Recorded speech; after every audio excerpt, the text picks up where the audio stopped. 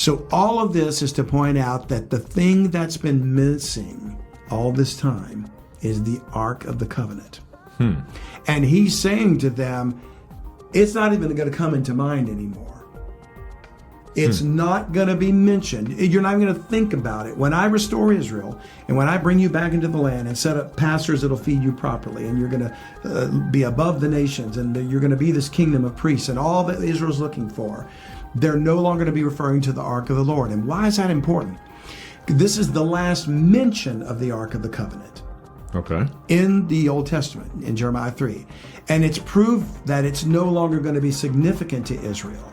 Okay. So why is that important? Because everything about the temple centers around the Ark of the Covenant. The whole reason it was built is so that the worship of God could take place. Okay. Both the tabernacle and the temple. And the key to all of those sacrifices was the Ark of the Covenant. That is a container. It was a box covered with gold. Yeah. With 2 cherubim on the lid of it. It had a lid. And that lid was called the mercy seat. And once a year, the high priest of Israel would go in with the blood of a sacrifice. And sacrifices were made all year long, but this particular one was for the whole nation. Okay. And they would go in with the sin offering, and they would sprinkle the blood on the mercy seat 7 times. Okay.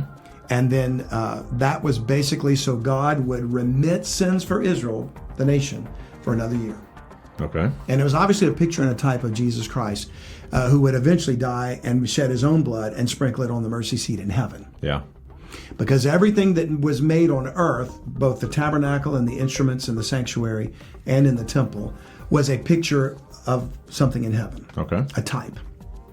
Now, all of that to say, when Babylon took the captives out of Israel and destroyed the city and the temple, they took the instruments out of the temple because they're gold. Yeah.